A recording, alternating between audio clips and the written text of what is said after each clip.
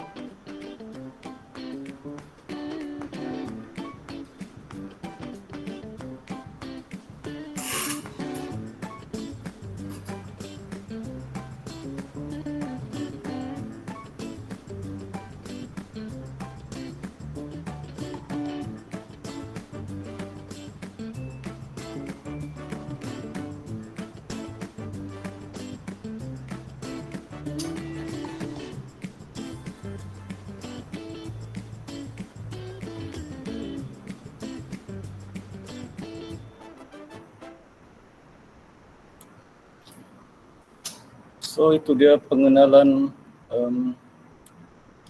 tentang update-update terbaru yang berkaitan dengan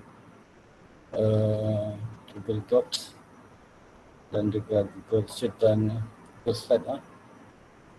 So untuk Google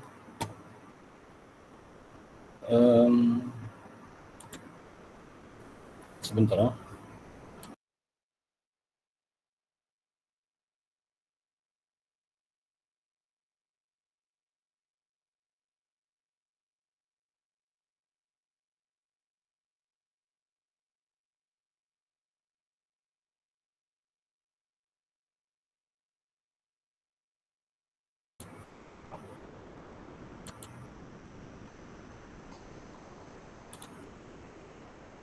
Okey, untuk Google Docs ni dia ada memperkenalkan Smart Canvas. So apakah ini Smart Canvas? Dia ialah koleksi kolaboratif tool yang menambah baik cara penggunaan bagi Google Docs, Sheet dan Slide dan menjadikannya lebih interaktif dan pintar.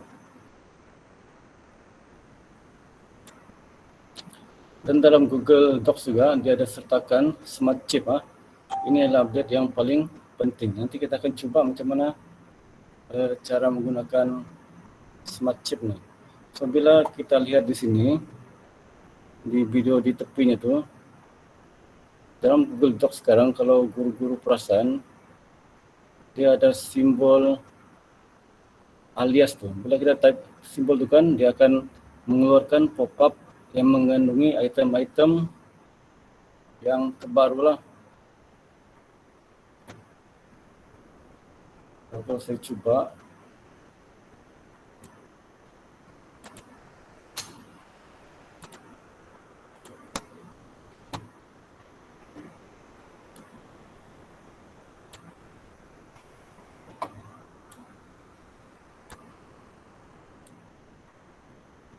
So apabila guru-guru buka kan Google Docs, dia akan keluar paparan macam ni. Dan type add to insert. So apabila kita type add to, dia akan muncul pop-up yang begini. So kita boleh tag people, kita boleh pilih building blocks, meeting notes, kemudian kita boleh masukkan file, dan juga senarai-senarai yang di bawah ni ialah senarai-senarai yang tersedia macam di atas daripada button insert dan format, cuma dia masukkan sekali di sini.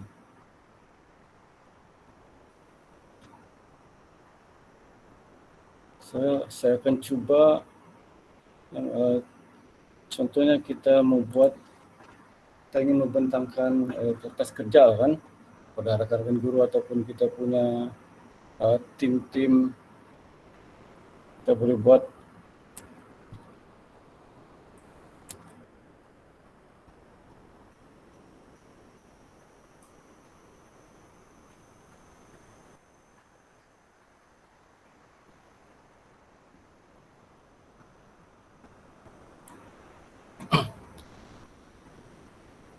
so kita boleh sama ada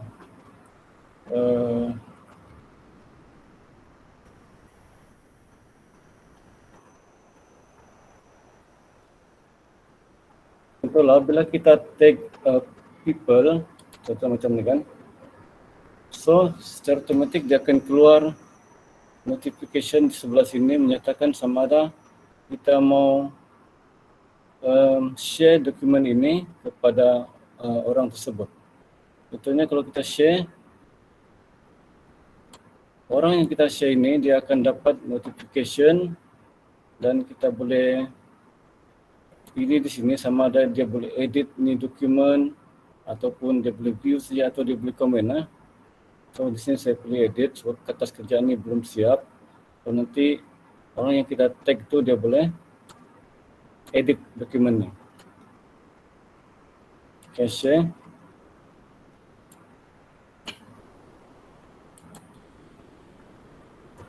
Dan kita juga boleh masukkan di sini selain daripada tag people, kita boleh masukkan meeting notes, kita boleh masukkan file Kalau saya masukkan dulu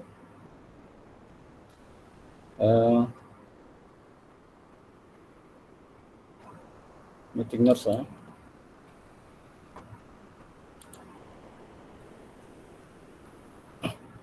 So apabila kita masukkan meeting notes, contohnya yang ini meeting notes saya ambil yang sudah ada daripada kalender, dia akan masukkan semua orang yang kita tag dalam kalender tu.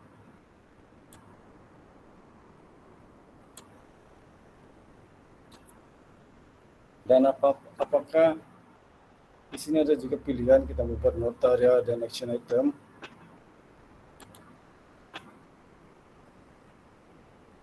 Dan sebagainya lah. Untuk yang ini kita boleh type apa-apa. Saya pun tidak tahu ni mau type apa. Contohnya saya type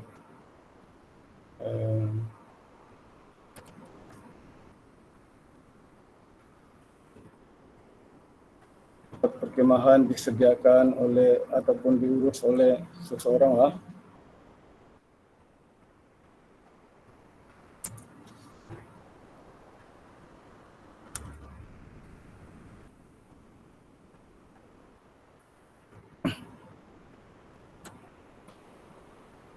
Okay. Dan macam tadi kita boleh share juga dokumen ini kepada orang yang kita tag ini. Okay. Boleh kan cikgu-cikgu?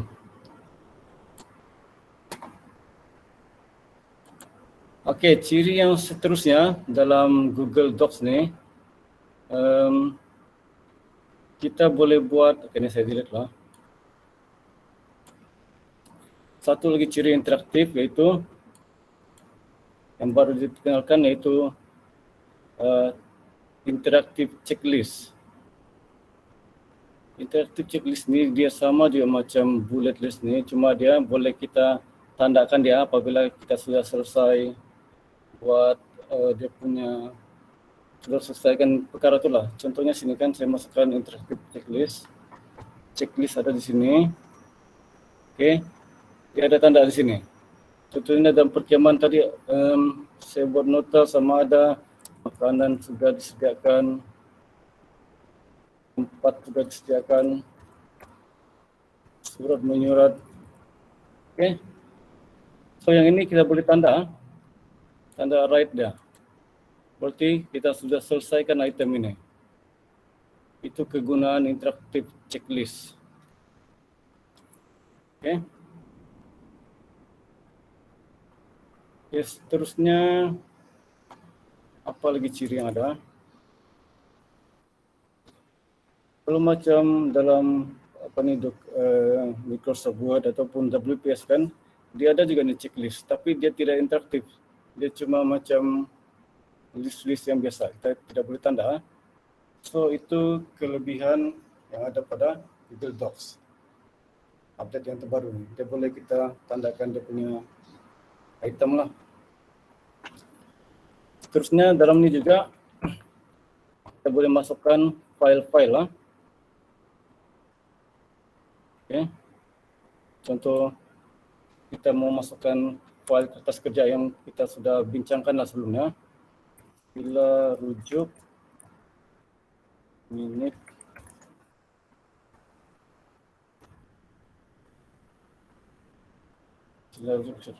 mesyuarat yang lalu, so saya masukkan file minit mesyuarat yang lalu.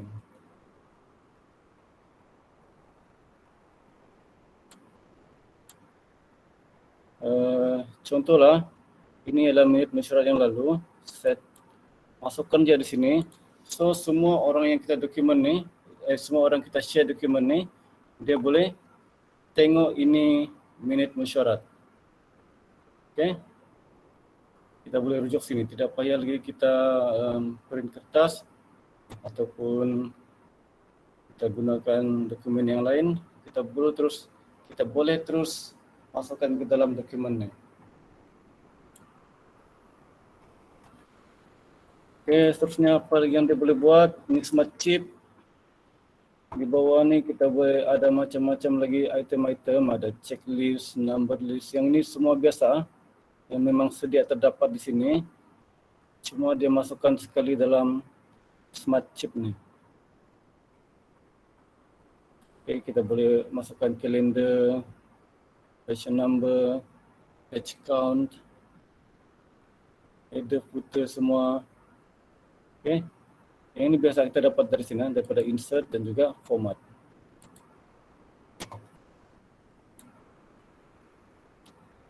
Okay, itu saja untuk smart chip. Terusnya ada juga update terbaru, button di atas sini.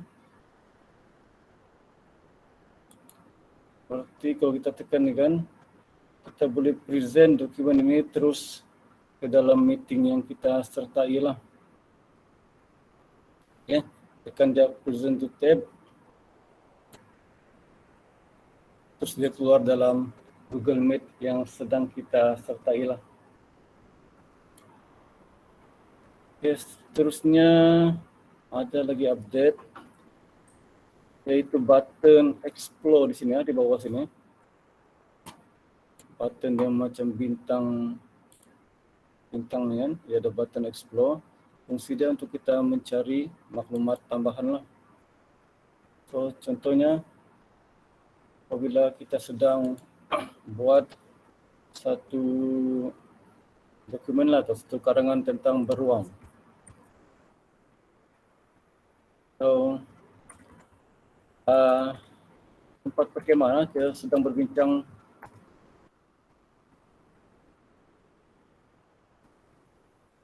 perkemahan yang dicadangkan oleh kita punya mesyuarat lah. So type di sini, contohnya kita ingin berkemah di Laban Rata. So, kita pilih Laban Rata, type Laban Rata dan pilih. So di sini ada pilihan web page. Kita hendak sertakan gambar yang berada di Laban Rata. So just pilih gambar dia dan klik insert image.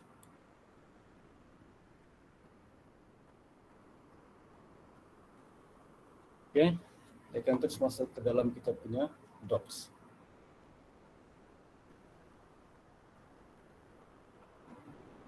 Oke, itu ya, simple ya. Kalau kita mau cari dia punya penerangan pun boleh juga, kita fokus saja penerangan dia dan masuk ke dalam kita punya dokumen. Oke ya, cikgu-cikgu, boleh kan nih?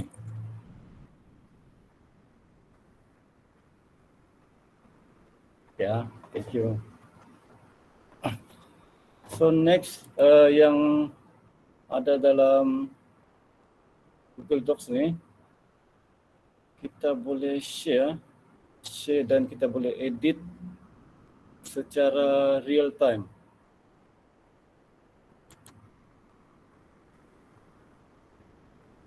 Okay, sebelum kita mau share kepada semua orang lah, kita cuba dulu edit lah, ramai-ramai. Share.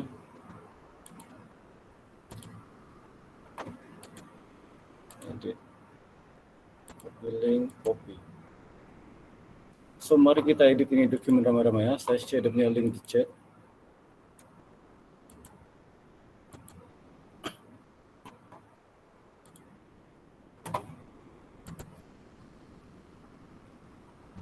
Kan kalau kita type, kita akan nampak siapa yang sedang menaip dalam dokumen ini lah ya. So ini ciri ini sangat berguna kalau kita meeting dengan kita punya tim yang berada di tempat yang lain lah. Contohnya kita di Sabah, tim kita yang lain berada di Kuala Lumpur.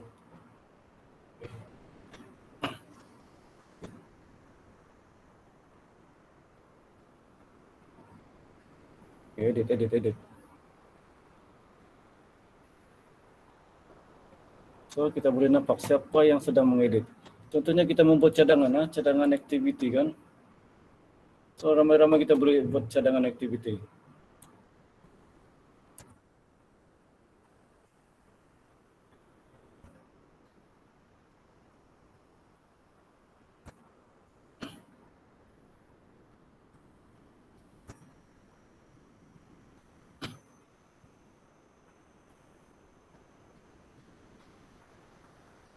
Dan ada lagi update yang belum rilis nanti apabila dia rilis dalam Google Docs ini kita boleh buat vote.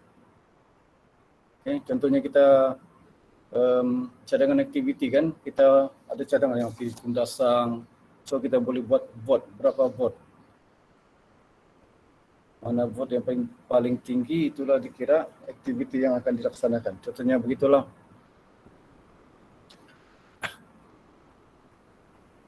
Dan update yang akan juga diterima oleh Google Docs ialah dia akan buat nanti akan ada emoji disertakan di sini.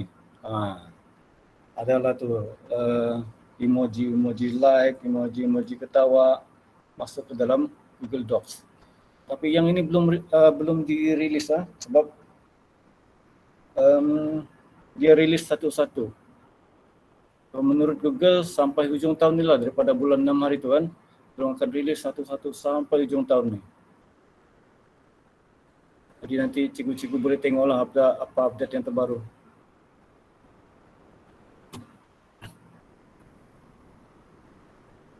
Okay kan? Nah, coba.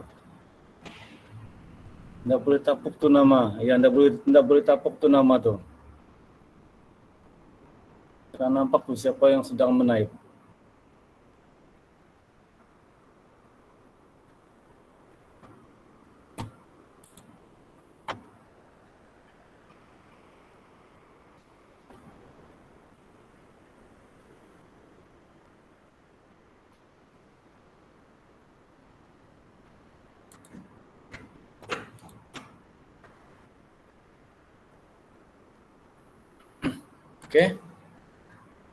Oke, terusnya ini sudah interaktif checklist. So kita boleh tanda dia punya list lah setelah selesai.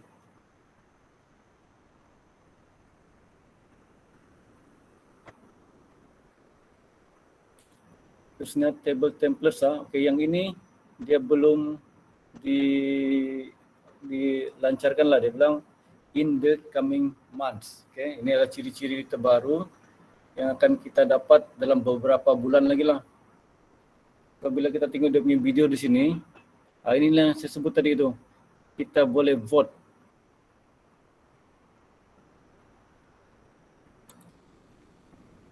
Kita boleh vote di sini. Boleh vote berapa like.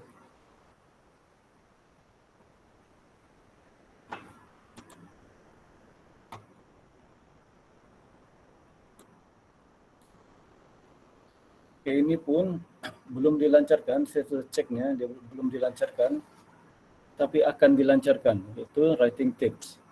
So dia akan memberi amaran lah kalau ada kata-kata yang tidak sesuai, kata-kata yang kasar, okay. Ataupun dia akan berikan cadangan perkataan yang sesuai digunakan dalam dokumen itulah. Contoh dia video di sini kan. Okay. Dia boleh pilih sama ada kita pilih chair ataupun chairperson. Ini ciri-ciri terbaru yang akan dilancarkan tidak lama lagi. Next ialah assisted analysis. Yang ini untuk Google Sheet. Google Sheets. So dia akan membuat bantuan analisis. Contoh di sini dia buat formula. So dia akan cadangkan formula-formula yang sesuai berdasarkan kita punya kita punya sheets data dalam Google Sheet tu.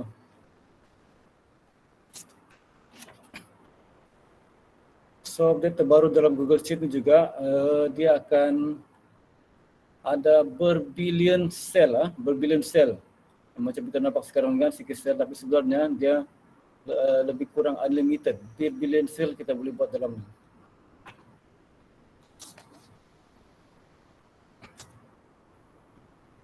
So dalam Google Sheet ni dia akan terkandung AI yang boleh menganalisis data dan membantu kita menyelesaikan masalah formula.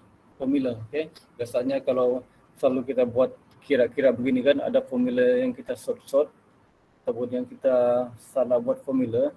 So pada masa akan datang dia punya AI akan suggest dia punya formula. So macam ni kan error kan. So nanti dia akan keluar macam ni, dia akan suggest formula yang sesuai lah.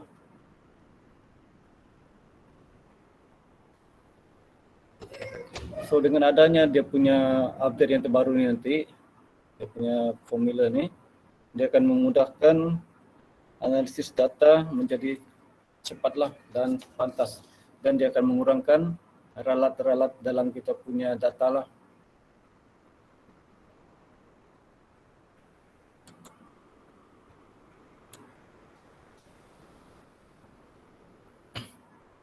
Okay, next, yang ini pun ada sudah, yang ini sudah ada dilancarkan. Okay, present to meet from docs, slide and sheet. Yang ini saya sudah tunjukkan tadi. Saya tunjukkan sekali lagi. Yang ini kita boleh present terus daripada kita punya Google Docs lah. Cuma klik button di sini, present to a meeting dan present tab to a meeting. Okay.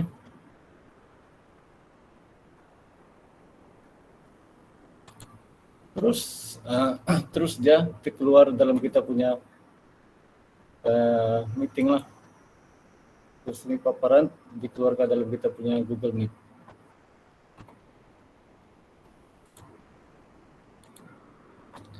Next ialah habis sudah. Yes, habis sudah. Yang itu saja untuk Google Workspace ni untuk Smart Canvas ni.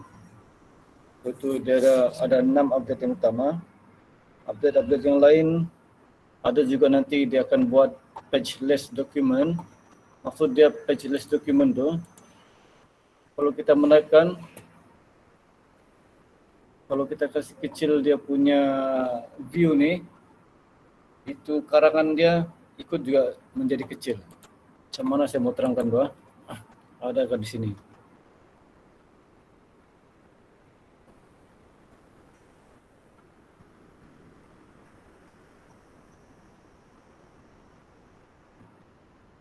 Okey, nanti saya tunjukkanlah, belum jumpa lagi.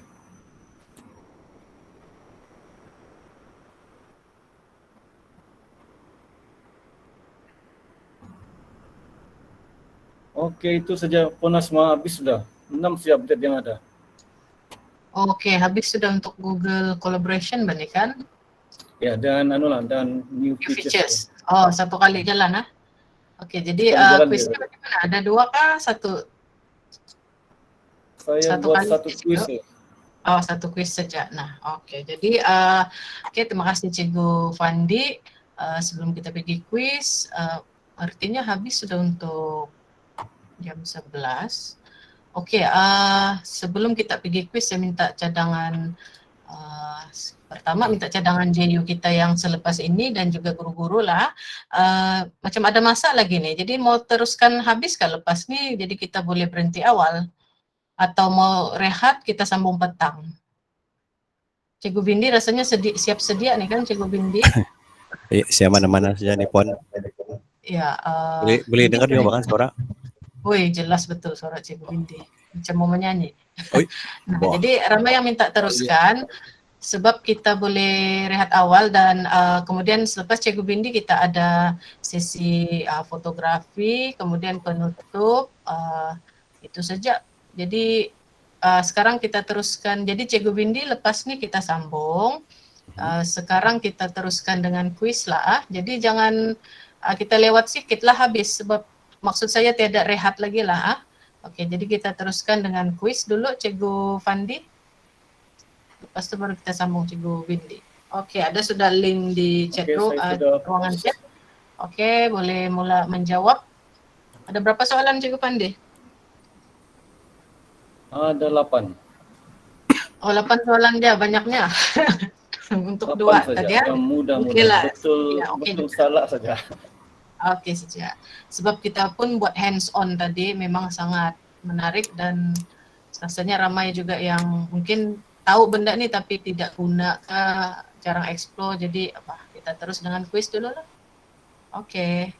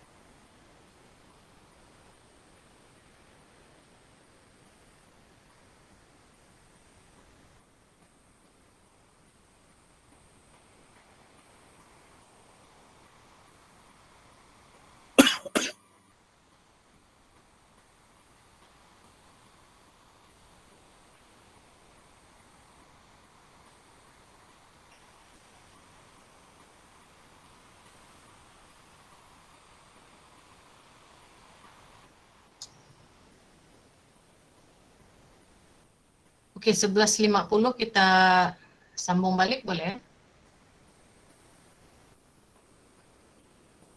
Atau mau jam 12? Sampai jam 1:30? Oh, kita ada Cikgu Hazwani lagi untuk Chromebook. 1,5 jam, lebih kurang 1,5 juga kita habis nih.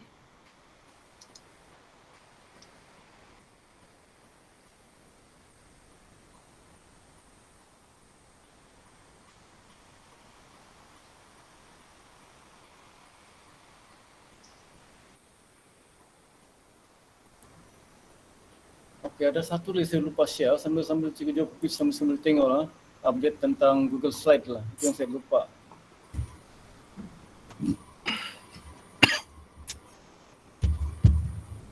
Boleh tengok-tengok lah. Yang ini belum dilancarkan, itu akan datang lah. That Google just recently announced in August is that you will now be able to easily customize the theme colors in Sheets and in Slides. So what this means is to select theme colors, you can go to any color picker dropdown, click on the edit button for your theme color palette, and in the theme color sidebar, you can select a color from the dropdown to begin editing. And what this will do is it will make it easier to customize your slides, and it will help you incorporate your school's colors or any kind of theme that you're looking for in your classroom or as a team or as a department or whatever your needs might be. This just tries to make it a little bit easier. As I mentioned in the Google Docs video, now when you create links to shared Microsoft Office files that you have stored in your drive, they'll automatically be opened and converted in your Google products. So if you have a PowerPoint presentation that you've stored in your Google Drive and you share it with somebody, it will actually convert and open that in Google Slides. Last year, Google announced the Smart Compose in Google Docs, and that feature is now actually being used in Slides as well as Sheets. And the whole idea is that Smart Compose can save you time by cutting back on the repetitive writing, reducing the chance of spelling and grammatical errors, and can suggest relevant contextual phrases. This past summer, Google Slides also introduced image placeholders in order to make it easy to work as a team. So now you'll have the ability to create a placeholder. When you go to insert at the bottom, you can do placeholder. And you can do either a title placeholder, a subtitle placeholder, body text placeholder, or an image placeholder. So if you select image placeholder and say you select oval, and what you'll be able to do is you'll be able to go back into where that placeholder is and insert a picture directly into that shape. So you can, it allows you to plan ahead and then easily insert the images when you're ready for them. And if you're like me and spend way too much time trying to format your slides to just make them look perfect, this is something that will save you a lot of time going forward because you won't have to go back and then remove the image that you put as a placeholder. You'll simply just be able to go insert directly into the thing that you've already created. So it just kind of reduces having to do stuff more than one time. So while there were only a few updates to Google Slides this summer, I feel like all of the updates were made with teachers in mind to help them save time and create visually impressive presentations. I'm curious to know what some of your favorite updates are. Please let me know in the comments below. But also, I'd also love to know what feature do we not have in Slides that you as an educator would love to see. So please let me know what you think in the comments section below. And if you know of any teachers that might benefit from watching this video, please feel free to share it with them. And make sure to check out the description below. Oke, itu update dalam Google Slide dari satu aja, image placeholder. Tapi bila saya coba kan belum dapat lagi. So, mungkin akan dilancarkan kemudian lah.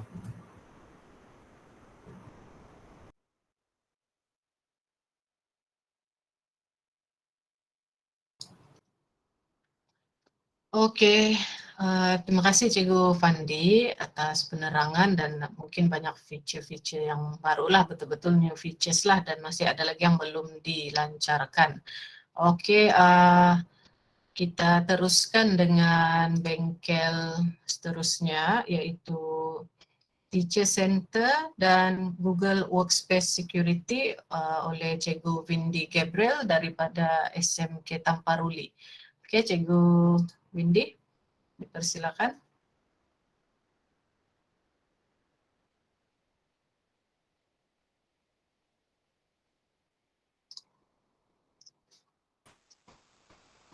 Testing dulu. Ada suara juga kah? Okey, jelas. Oh, tidak berapa bagus line di rumah. Okey, jelas juga. Ya, terima kasih kepada Puan Asma selaku pegawai ICT dan juga moderator bagi bengkel hari ini. So, selamat sejahtera kepada semua guru yang dihormati sekalian.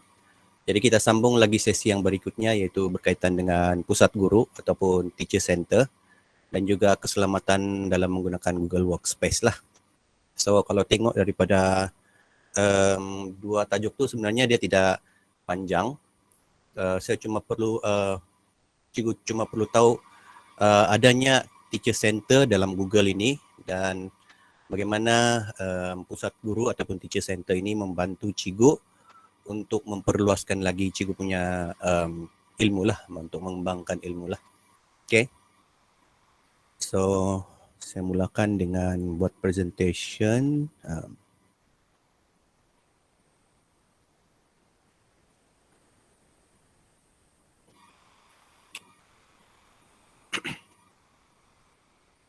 Harap semua boleh nampak apa yang ada di paparan saya ni. Ada teacher center dia bilang.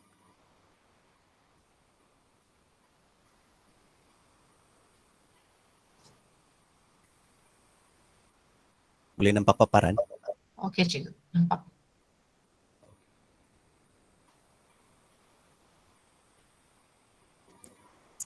Okay, so pusat guru ini ataupun teacher center ini adalah juga seperti pusat kegiatan guru lah yang terdapat di mana-mana daerah lah di seluruh Malaysia ini, di mana pusat ini menyediakan keperluan dan peralatan untuk guru-guru membuat sesi pengajaran dan pembelajaran.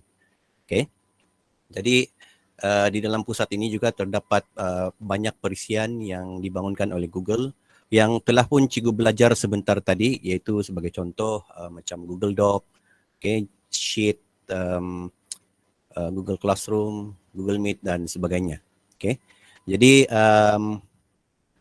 di dalam teacher center ini sebenarnya kita belajar banyak perkara lah. Ada banyak yang kita dilatih. Okay. Contohnya kita dilatih untuk bagaimana untuk meningkatkan peluang, okay, bagaimana untuk meningkatkan penyertaan ataupun participation lah di kalangan guru dengan pelajar. Kita juga diajar dan kita juga sentiasa dinilai lah daripada latihan yang kita laksanakan. Di situ juga ada student learning. Kita juga boleh extend ni maksudnya kita kembangkan kita punya capaian kepada orang luar, guru-guru lain ataupun para pelajar melalui Google Meet. Okay, include social emotional learning, cell in your design. Maksudnya di sini kita yang ini lebih bercakap tentang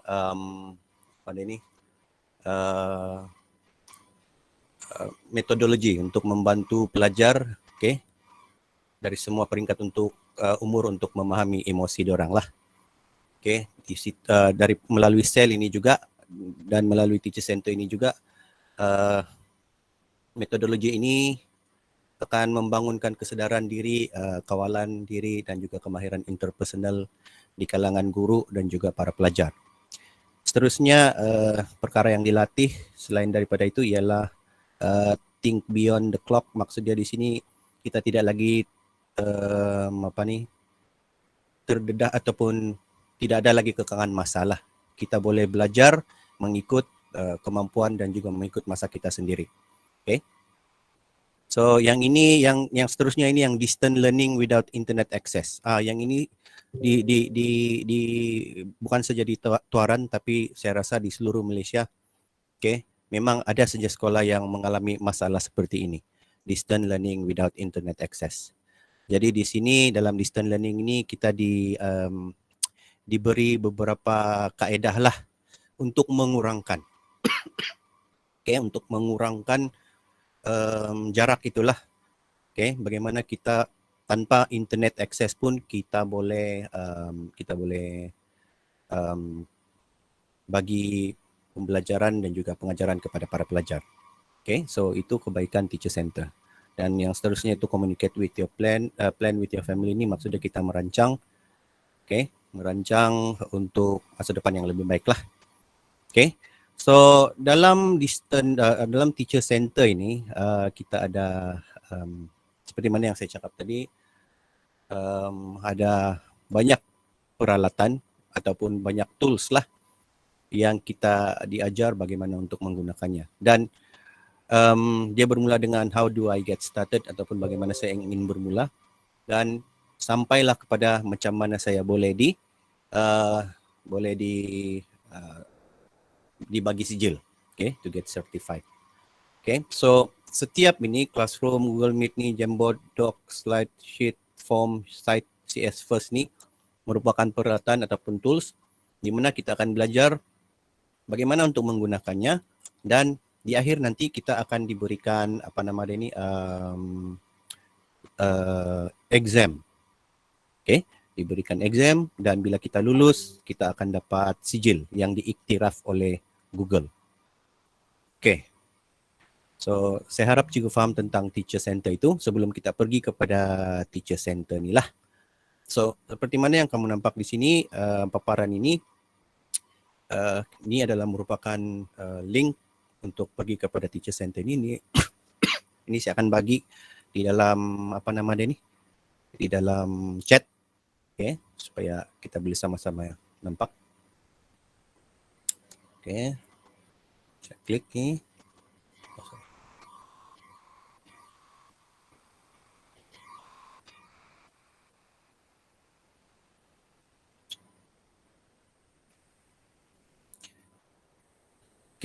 So sekarang kita sudah masuk ke dalam laman web Pusat Guru, Google for Education, di mana di sini di sinilah tempat di mana kita belajar. Di sinilah tempat kita belajar. So saya akan copy link ini dan berikan kepada kita di message lah supaya sama-sama boleh baca.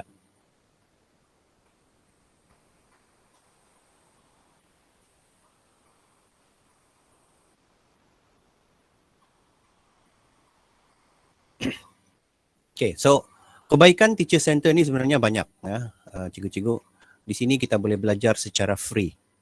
Kalau cikgu perasan lah, kalau ada di antara kita yang mungkin belum berapa mahir bagaimana menggunakan Google Doc, Google Sheet dan sebagainya, ada pihak luar yang menawarkan, yang menawarkan iuran pengajian untuk mendapatkan ilmu ini. Tetapi kalau kita pergi kepada teacher center ataupun Google Education ini, kita boleh mendapatkannya semua dengan free. Yang tidak free itu ialah bila kita mau dapat certification ataupun dapat sijil. So kalau kita tengok di sini di bahagian certification itu dia ada dua level. Level 1 dan level 2. Dalam level 1 ini kalau kita klik level 1 tu kita akan diberi kita akan disuruh untuk mendaftar certification exam ni dengan yuran sebanyak $10. Dan valid selama 3 tahun. So ini kalau siapa-siapa yang berminat untuk menjadi certified Google educator lah. Begitu juga dengan level 2. Level 2 ni bila kita pergi kepada level 2, dia punya certification itu lagi mahal. Lagi mahal. Iaitu $25. Kebaikan dia apabila kita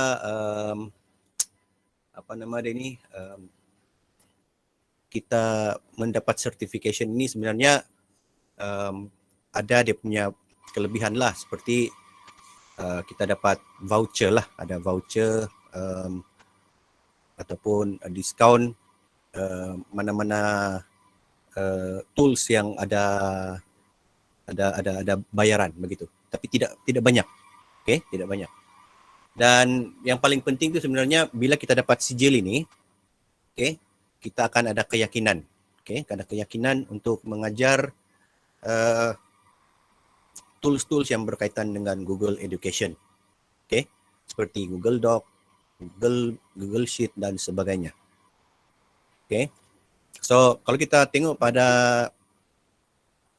bila kita tengok kepada dia punya menu yang ada di atas ini, dia ada training courses, ada product guide, ada certification program dan sebagainya. Kita pergi kepada yang training course ni. Training course ini merujuk kepada merujuk kepada apakah jenis kursus yang ditawarkan oleh Google Education. Dia ada basic, basic Google Workspace for Education, dan ada further advanced training for Google Workspace for Education. So kita boleh start training ini dengan free lah, tidak payah pakai duit. Cuma mau ambil exam tu saja kita kena bayar. Okay.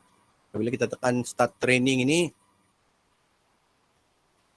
di sini dia akan bagi kita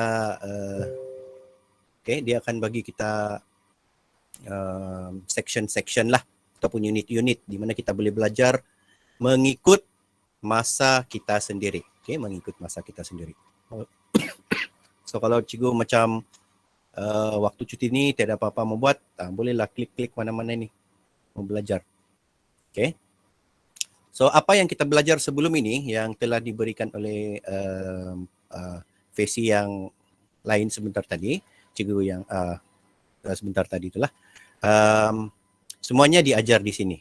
So kalau katakanlah cikgu lupa bagaimana mau mau setup email kah ataupun setup Google Classroom kah, boleh rujuk di pusat kegiatan guru ini ataupun pusat guru. Setakat ni ada apa-apa masalah cikgu? Boleh dengar juga bahkan suara saya.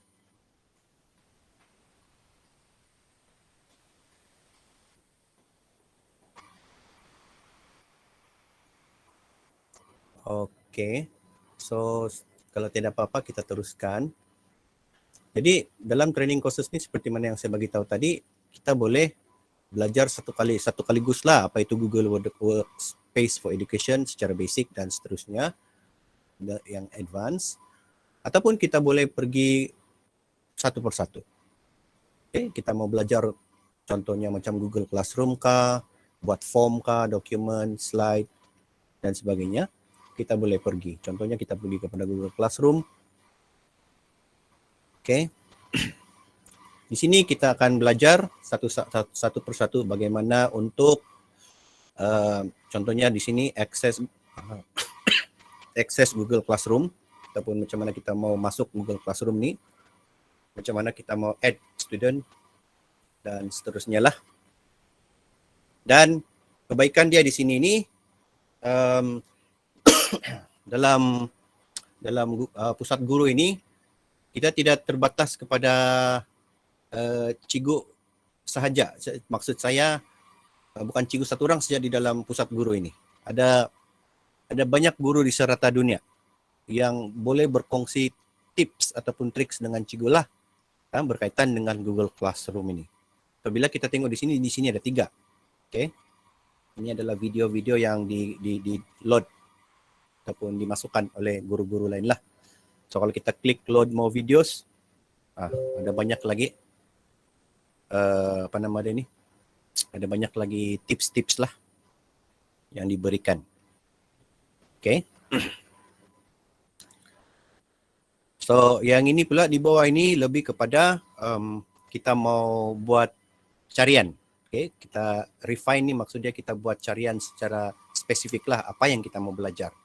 So di sini kita ada 5. Kita ada 5 contohnya di sini ada 5 sumber. Kita boleh pilih mana yang kita maulah. Kalau di sini dia bilang kita klik content type ni, kita boleh klik training unit. Dan apakah training level kita mau basic kah, detail kah. Contohnya macam ni. Jadi kita tinggal ada 2 pilihan lagi lah. Dan period tu maksudnya masa. Kalau kita contohnya hari itu kita hanya ada 45 minit saja untuk belajar, kita boleh pilih yang inilah, yang di atas ni, pilihan pertama ni. So ini option yang diberikan lah. Okay, untuk pembelajaran kita pada hari ini. Contohnya. Okay.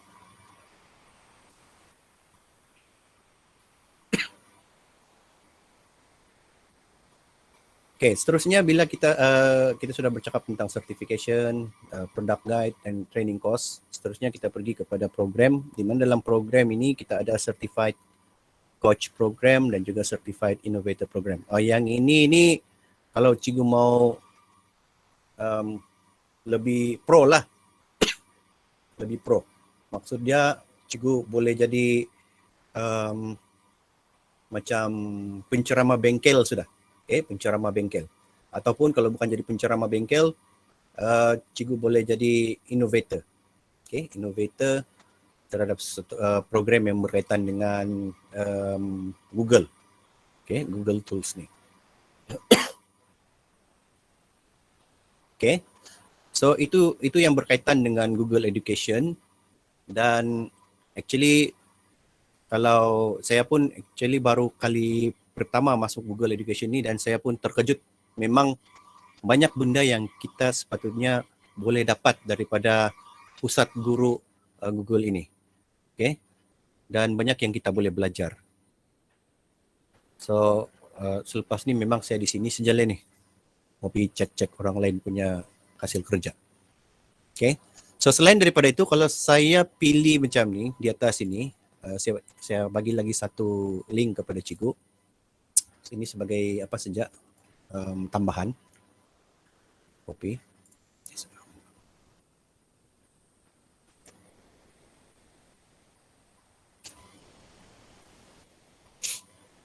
Okay.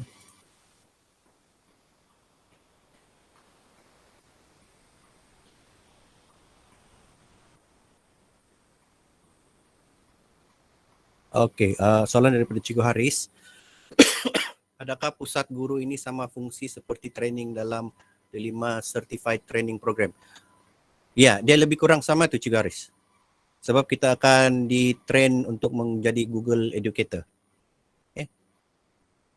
Google, Google Educator lah nama dia tu. Google Certified Educator.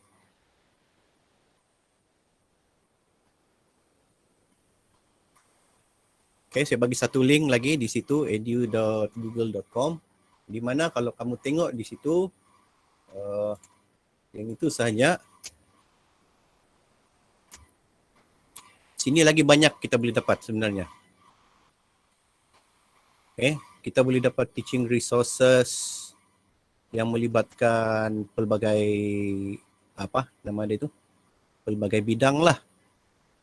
Kita ada produk. Produk ni seperti mana yang kita lihat sebentar tadi tu. Classroom, Meet, assignment dan sebagainya.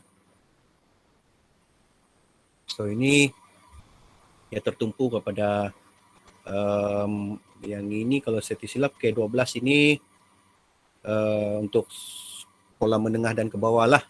Sekolah menengah dan ke bawah. Ini for higher education ni maksudnya yang college dan ke atas. So kita boleh cek di sana lah, ada banyak teaching resources. So siapa yang ajar sains komputer tu pun seperti mana yang kita sedia maklum, sekarang kita berada di apa dia bilang tu, evolusi apa nama dia tu, revolusi yang keempat, itu kan itu, di mana computer science ini memainkan peranan yang penting lah. Lepas itu kita ada training dan support dan sebagainya. So yang ini saya tidak sentuh banyak lah, sebab yang ini dia punya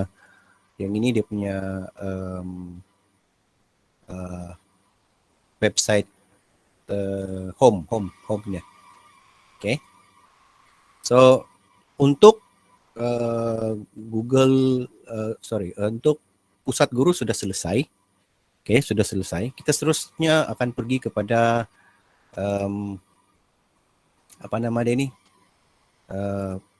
sesi yang kedua, iaitu security on Google Workspace. Tapi sebelum itu saya mau tanya, ada soalan kah tidak daripada guru-guru lain?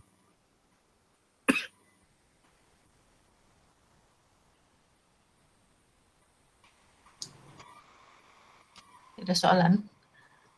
Cikgu Bindi, ini Google Certified Educator, dia dalam yang teacher resource ni kah? Teacher Center? Yang delima Certified Training Program tu? Ada satu lagi kan, GCE tu, yang ada level 1, level 2. Itu Dia di itu dalam Google Certified Educator. Yes, dia itu. Ya. Lebih kurang juga ada 5 ni. Ya, dia sama. Cuma yang delima itu kalau saya silap kita boleh dapatkan dengan free kalau saya silap lah. Sebab kita under KPM kan? Iya, ya. Ya. Kalau yang ini ni yang tadi itu dia berbayar itu, cikgu. $10 lah. Dia berbayar. Ya. Okey. Tapi saya tidak berapa pasti untuk yang delima Certified Training Program tu kita diberi free atau tidak. Sebab kalau boleh dia bagi free lah kan? Iya, kalau ada 5 tuh kalau yang setakat ini yang saya ikut yang GCE level 1 tuh. Cikgu Sharon level 2 sudah kah? Nah, sudah apa? Sudah ambil exam? Saya belum. Cikgu Oh. Sharon sudah nih. Itulah kalau boleh kita ramai-ramai lah yang daftar guru ICT daftar. Saya pun belum tahu lagi apa kelebihan dia. Mungkin Cikgu Sharon tahu. Ya, dia lebih kurang Cikgu begitu. Binti level tuh sudah. Saya baru ikut. Sebab saya dengar tahun ini dia punya soalan dia guna Google Form untuk training dia tuh. Jadi kalau komplit baru dia proceed untuk level 1 kan. Tapi tahun ini macam senang sebab Google Form. Kalau salah boleh ulang. Betul itu. Boleh tengok jawapan lagi. Ngam tu Cikgu Sharon Cikgu Sharon cari ilmu. Ngam lah itu, cari ilmu. Betul juga. Sebab kalau kita ada ni certified program ni ataupun kita ada ni sijil ini kita lebih yakin lah. Iya, betul. Ya, betul itu. Oke, Cikgu. Oke. So, kita teruskan dengan sesi kedua iaitu security on Google Workspace. So, ini pun actually tidak banyak yang saya boleh kongsi di sini sebab security on Google Workspace ni actually untuk admin delima untuk dia punya feature-feature yang ada di dalam Google Workspace ini kita hanya sikit saja yang kita boleh tukar ini sebenarnya kalau kita sebagai admin delima. Okay. Untuk yang contohnya kalau saya bagi tengok di sini macam data loss prevention DLP rules 1 and 2 itu. Okay, yang ini semua sudah di-set lebih awal di peringkat yang lebih tinggi. Maksudnya under KPM punya anulah. Yang ini under KPM punya admin lah, super admin. Okay, so kini kita actually tidak boleh kacau lah. Tidak boleh kacau ataupun kita tidak boleh ganti di apa ini di bahagian kita punya konsol admin sekolah. Okay. Saya akan pergi kepada konsol admin sekolah juga sebentar nanti untuk kasih tengok kamu macam apa maksud saya. Okay. Cuma yang di highlight di dalam security on Google Workspace ini yang ini. Okay. Di mana kalau boleh lah. Okay. Setiap pengguna MOE ID dia perlu ada ini. Google Authentication with Two-Step Verification. Saya rasa kebanyakan guru sudah ada password kan bukan lagi kebanyakan, memang semua guru ada password untuk masuk dia punya MOE ID. Okay. Masalah dia mungkin tidak ramai guru yang mengaktifkan ini. Google Authentication with Two-Step Verification. So, Google Authentication with Two-Step Verification ni ataupun 2SV, saya panggil 2SV sajalah. Dia adalah merupakan satu lagi lapisan keselamatan lah. Okay. Kalau tadi itu password itu, bila kita masukkan password baru kita boleh masuk account, itu adalah merupakan lapisan pertama. Okey, untuk keselamatan. Yang ini adalah merupakan lapisan kedua. Dan inilah yang diminta oleh Google lah. Kalau boleh kita aktifkan 2SV ini di dalam akaun MOE kita. Sebab akaun MOE itu adalah merupakan akaun rasmi kita, dan kalau dia di apa nama dia tu, kalau dia diceroboi ataupun kena hack, kita yang bertanggungjawab atas kita punya ID lah. Okay, anggap sajalah MOE ID itu macam kita punya IC bah. Okay, kalau kita lupa password dia, okay, kalau lupa password dia, kalau contohnya kalau contohnya guru biasa dia lupa password dia, admin sekolah boleh reset. Okay. Kalau admin delima sekolah itu lupa password dia, mungkin PPD boleh reset. Betul kata Puan? Ya, betul. Begitu. Dan seterusnya begitulah dia punya step itu. Kalau ID PPD itu dia terlupa, yang di bagian atas lagi akan reset lah. Okay. So kita ni ada kita admin delima ini macam admin bilis-bilis lah dia bilang. Kita punya kita hanya kontrol kita punya akaun guru-guru di bawah kita. Okay. So kalau kita tengok summary di sini dia bilang untuk mengaktifkan 2SV ini paling bagus kita menggunakan security key lah. Security key ni contohnya macam kalau kamu tengok di sebelah sini ni, sebelah kanan ni gambar raja ini, dia menggunakan dongle USB.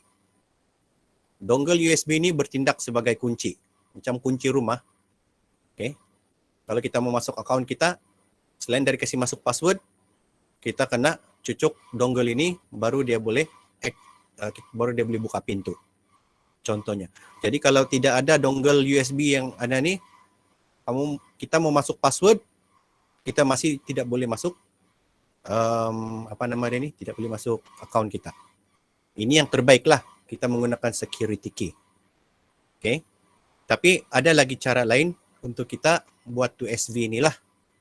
Kalau kita tidak ada kalau kita tidak ada dongle ini, okay, kita boleh guna cara lain untuk mengaktifkan 2SV. So ini saya akan buat sebentar nantilah. So yang dimaksudkan tu software verification codes are received via, maksudnya selain daripada guna kunci di USB ini, kita boleh guna software. Maksud dia cara dia sama saja. Kita masukkan password dalam akaun, dan bila kita tekan enter akan ada satu notifikasi pergi kepada handphone kita yang kita register lah, yang menyatakan bahawa kita yang buka itu akaun atau tidak. Kalau kita bilang ya, kita akan masuk dalam akaun itulah. Kalau kita bilang no, jadi kita tidak akan dapat masuk dalam akaun tersebut. So ada dua cara. Satu guna USB dongle, kedua kita guna software. Okay, so apakah kebaikan 2SV ini? So kebaikan dia adalah untuk mengurangkan ataupun kita menambahkan keselamatan dan mengurangkan pencerobohan berkaitan dengan password yang sudah orang lain tahu. Okay. Orang lain tahu. Contohnya biasanya kalau orang ni dia buat password yang simple-simple yang dia ingat saja. Dan selalunya yang dia ingat itu biasanya yang dia tidak mudah lupa lah. Contohnya macam password 123. Okay. Contohnya macam ASDF 1234. Itu adalah contoh-contoh password yang senang diagak lah. Okay. So dengan menggunakan two-step verification juga dilaporkan bahawa setakat ini tidak ada pencerobohan ataupun hijacking lah. Okay. Apabila mereka menggunakan yang security key itu yang melibatkan USB dongle. Kalau yang software itu ada kemungkinan lagi untuk diceroboh. Dan admin juga boleh beri security key itu behalf of user. Maksud dia boleh jadi dia boleh macam mana macam apa? Dia boleh masukkan kita lah ke dalam akaun kita. Kalau kita mau admin itu jadi kita punya dongle, contohnya lah dongle. So, maksudnya admin ini pun boleh dijadikan sebagai 2SV. Okay. Seterusnya yang cons dia itu ialah dia tidak support iOS ataupun apa nama dia ni? iPhone punya operating system. Okay. Dan yang kedua, dia tidak compatible dengan SSO, single sign on ke tu. Okay, SAML 2.0 SSO. Kita masih pakai ke ni SSO ni, cikgu-cikgu? Ada siapa-siapa yang tahu apa ini SSO?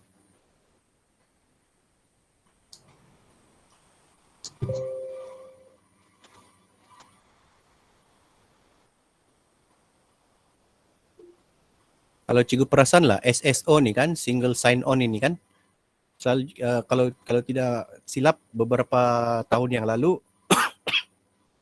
kita diminta untuk update kita punya password, satu password saja tapi boleh masuk dalam 3 website. Kalau tidak silap, dia boleh digunakan untuk Ipangkat, dia boleh digunakan untuk Hermes dengan, saya lupa lagi apa satu itu. Tapi kita hanya pakai satu password saja. Yang ini nilai tu SSO. Okay, tapi kalau Google Authentication tu dia tidak support yang ini. Okay.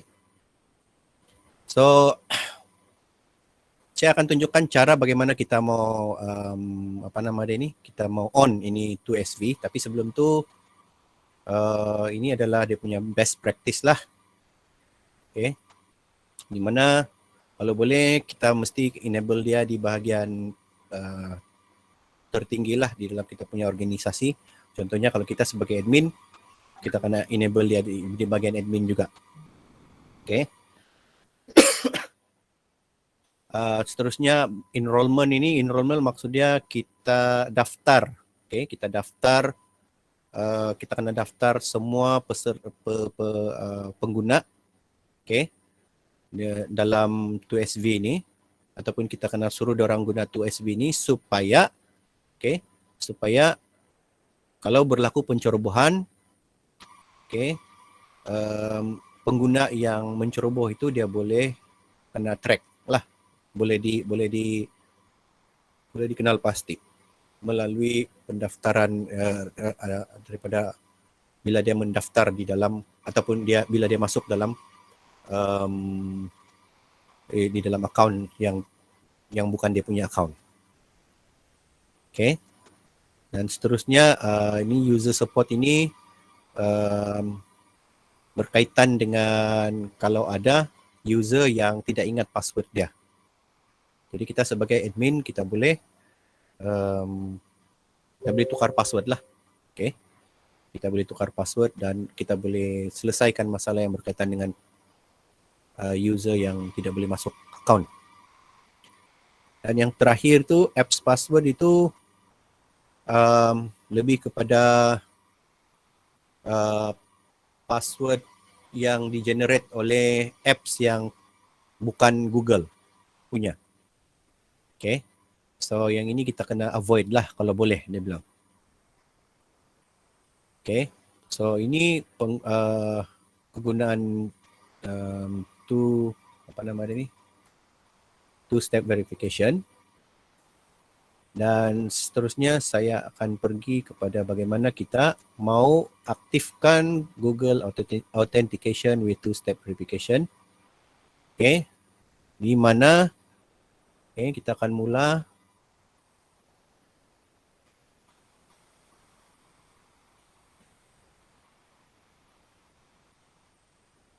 Okay, siapa? Sudah di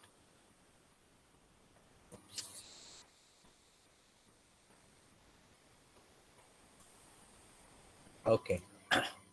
So bagaimana kita ingin mengaktifkan kita punya 2SV ataupun two-step verification. Harus diingat cikgu, untuk mengaktifkan 2SV ini cikgu kena ada talian internet kah ataupun talian telefon lah kan. Okay, itu yang pertama. Dan kedua, mesti ada handphone. Mesti ada handphone ataupun tablet lah yang ada capaian internet. Okay. So, itu dia punya keperluan asas. So, cara dia ialah kita buka Google Chrome. Okay. Bila kita masuk Google Chrome tu, yang ini contoh Google Chrome. Dan kita pergi ke bahagian atas ni, bahagian sign in. Okay, kita pergi kepada bahagian sign in, klik sana. Okay, di sini kita kena pilih apakah akaun yang kita mau akaun yang kita mau aktifkan 2SV tu. Okay. Kalau contohnya di sini ada 3 akaun, cikgu kena pilih salah satulah dulu. So di sini ni ada satu sejak. saya akan masuk ini. Okay. So seperti biasa, untuk pertama kali sebelum mengaktifkan 2SV itu, cikgu kena masukkan password terlebih dahulu.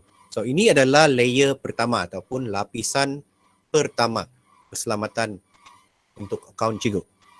Okay.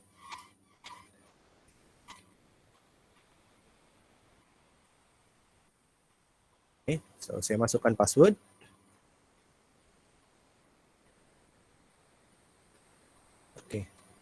So, bila saya masukkan password, di atas sebelah kanan itu dia akan mempaparkan Google account yang dimiliki oleh saya lah. Okay. So, sekarang cikgu sudah masuk di dalam Google account ini. Seterusnya apa yang cikgu kena buat ialah cikgu kena klik Google tu terlebih dahulu. Klik icon ini, S. Lepas tu manage Google account. Okay. Manage Google account.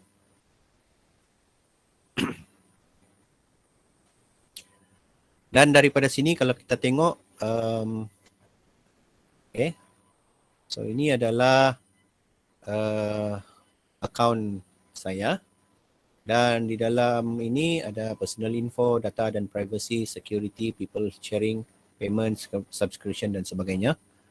Kita pilih bahagian security. Okay. Pilih bahagian security itu.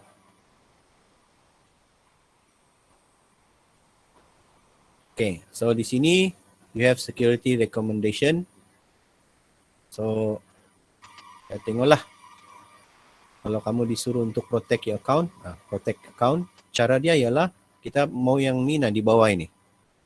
Signing in to Google. Okay, signing in to Google. So, tadi itu pertama kali kita sign itu dia hanya menggunakan satu layer saja, iaitu kita guna password. Okay, kita guna password. Jadi terusnya ialah kita kena tambah itu layer. Okay, kita kena tambah layer itu, jadi kita akan pilih two-step verification ini. Okay, two-step verification. Tapi sebelum pergi kepada two-step verification tu cikgu-cikgu, pastikan cikgu masukkan recovery phone dengan recovery email lah. Okay, masukkan recovery phone dengan recovery email. Contohnya macam ni saya sudah masukkan. Kalau cikgu mau masukkan, cikgu klik itu saja. Okay, ini dia suruh masukkan balik ni. Okay, kenapa dia suruh masukkan balik ni? Sebab ini adalah data sensitif. Okay.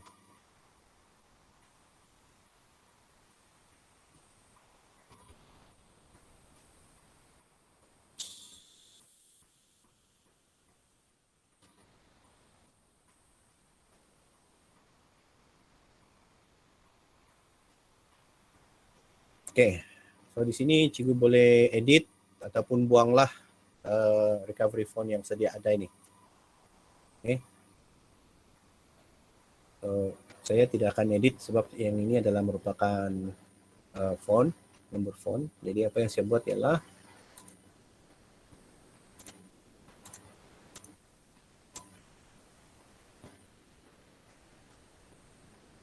okay. Begitu juga dengan recovery email tu, cikgu kena letakkan email lah. Contohnya di sini saya letak email Yahoo. Okay. Dan tengok di sini.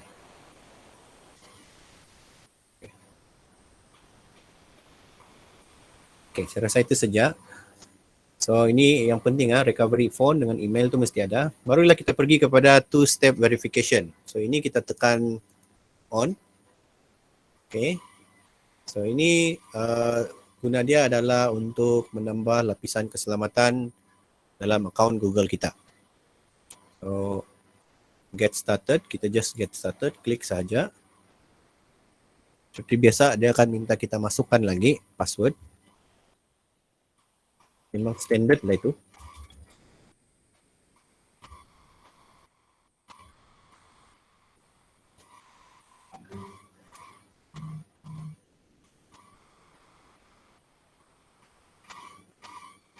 Okay. So okay, kalau cikgu pernah guna kalau cikgu pernah guna Google account menggunakan telefon ataupun apa-apa device lain, dia akan keluar di sini tu cikgu. Dia akan keluar di sini. Okay. Maksud saya kalau contohnya cikgu punya phone, cikgu masukkan Google account delima cikgu, okay, untuk akses ataupun untuk ikut Google Meet daripada phone, dia akan keluar di sini tu. Okay, dia akan keluar di sini. Mengikut cikgu punya ID lah.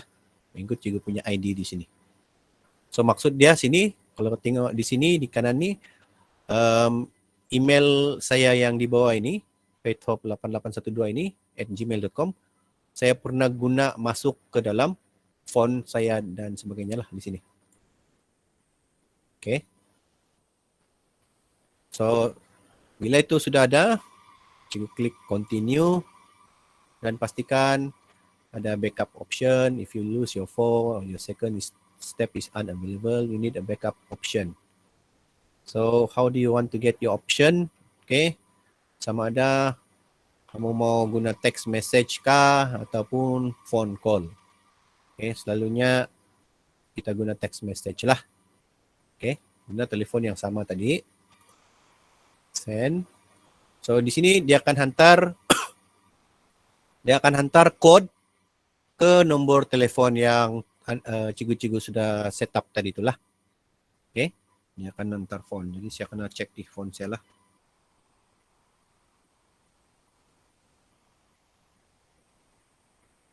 Sudah.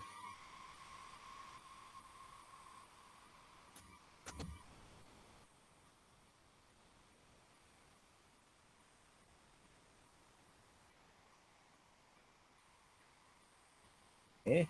So ini adalah dia punya kode yang diberikan. Kita klik next.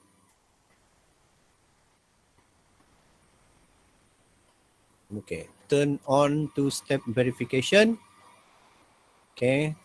So bila saya turn on. Okay. Bila saya turn on. Okay. Selesai. Okay. Selesai di sini. Kita sudah pun mengaktifkan two-step verification dan dan di sini ada backup code. Okay, saya suggest cikgu-cikgu bila sudah laksanakan two-step verification ni, sila download backup code. Okay, contohnya di sini klik sini tepi ni, seperti biasa dia akan minta nombor telefon, dia minta dulu password.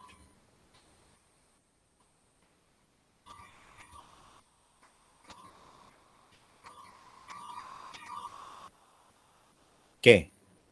Backup code ini kalaulah ini cikgu kena simpan kalau mau kalau sudah get backup code ni, cikgu kena simpan code ini untuk mengelakkan, katakanlah cikgu terlupa password kah, cikgu sudah cuba banyak kali lepas tu tidak boleh masuk. Okay, dia akan suruh kita masukkan code ni lah. So, bila kita klik,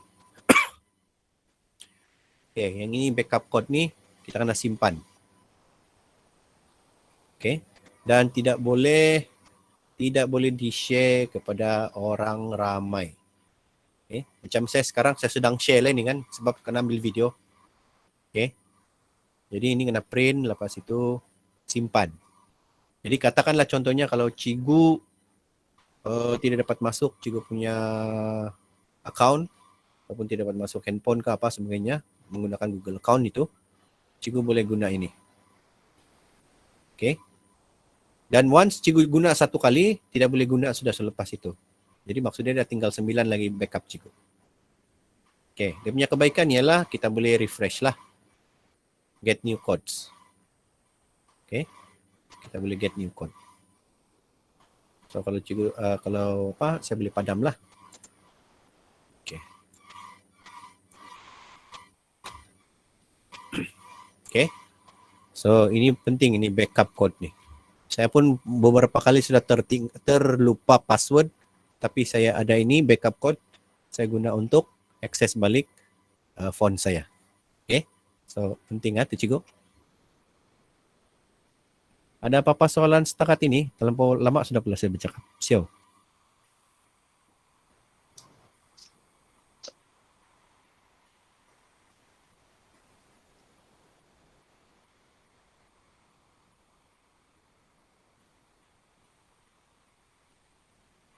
Ya betul, Cikgu Saiful. Dia yang dongle tu bukan dongle USB biasa itu. Dia memang khas untuk 2SV.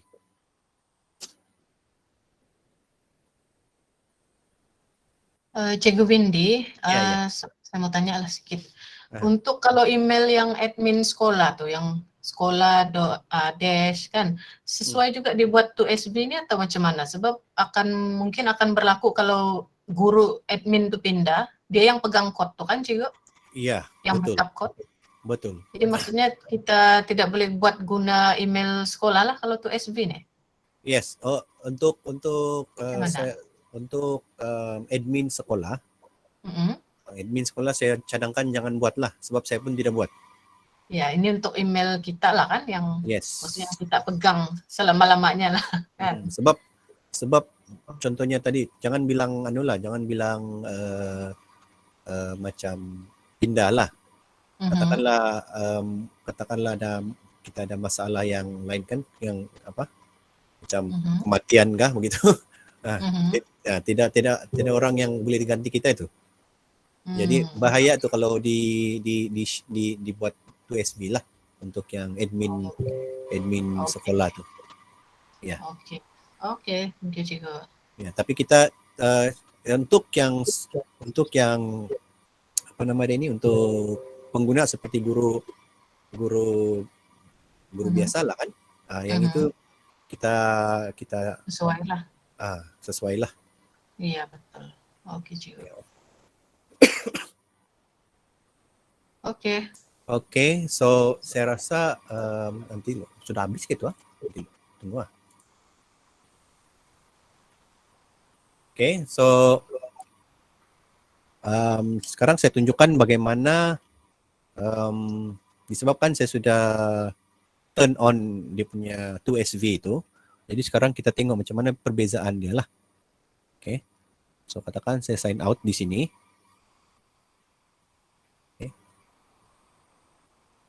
Okay, lepas tu saya sign in again. So bila kita sign out, lepas tu kita sign in, dia akan suruh kita verify sama ada yang kita lah cuba masuk dalam account ini. So dia akan keluar ini, verify it's you. Kita tekan next.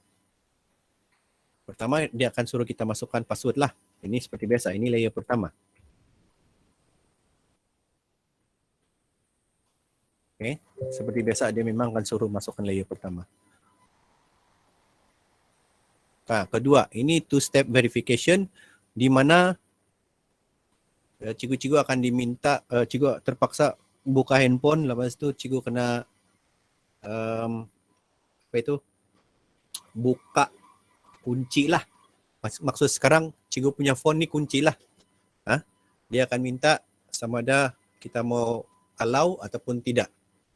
Sama ada kita mau allow ataupun tidak, siapa yang cuba masuk ke dalam akaun Google ini. So, disebabkan ini adalah saya tekan yes lah. Okay, jadi sekarang saya boleh masuk dalam akaun Google saya yang ada di depan ini. So, dia ada dua sudah layer protection lah. Satu, password, dan yang kedua adalah merupakan 2SB ataupun two-step verification. Okay. Jadi kalau cikgu mau yang lebih hebat lagi, cikgu kena dapatkan dongle tu lah, dongle USB tu. Yang itu saya pun tidak tahu di mana kita boleh dapat, tapi yang itu memang bukan USB biasa. Macam cikgu Saiful cakap tadi tu, dia bukan USB biasa lah. Okay. So, saya rasa itu saja daripada saya, dan saya harap apa yang saya sampaikan di sini akan memberikan manfaat kepada semua guru yang ada di Tuaran lah. So, sekian, terima kasih. Oke, terima kasih Cikgu Bigdi atas perkongsian itu tadi. Jadi kuis lah kan? Jadi kita akan proceed dengan kuis dan lepas itu kita akan terus dengan slot yang terakhir Google Chromebook. Oke, jadi kita terus dengan kuis lo Cikgu. Ya, saya bagi dulu tuh kuis mana sudah saya letak. Oke.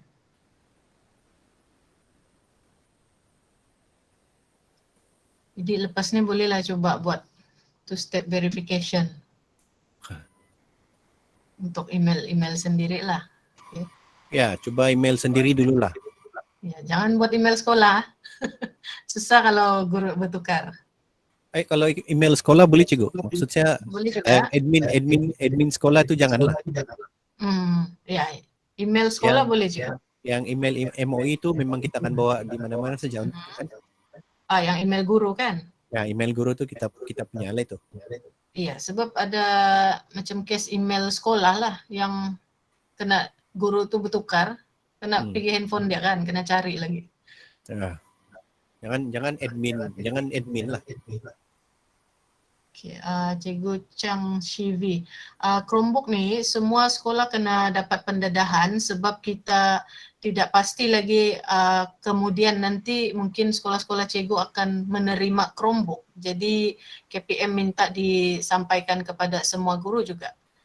Yang ini pun mungkin tidak panjang juga sebab belum banyak features dalam tu yang boleh digunakan. Jadi kita dengar saja daripada JU nantilah. Dan sekolah-sekolah yang sudah terima Chromebook minta bagi perhatian lah. Oke, ada sudah kuis. Oke, boleh jawab kuis dalam ruangan chat. Ini pun dah sampai 10 soalan kata Cikgu Bin. Dah sampai. Macam 9 je kali itu. Okay. Tapi satu kali siap percobaan. Oh, satu kali ya? Habis keselamatan kan. Oh, nah ini keselamatan. Orang yang bagi ceramah soal keselamatan, jadi dia ikut tuh security. Coba jawab dengan berhati-hatilah cikgu-cikgu. Kalau enggak tahu boleh tanya coba. Kalau lupa.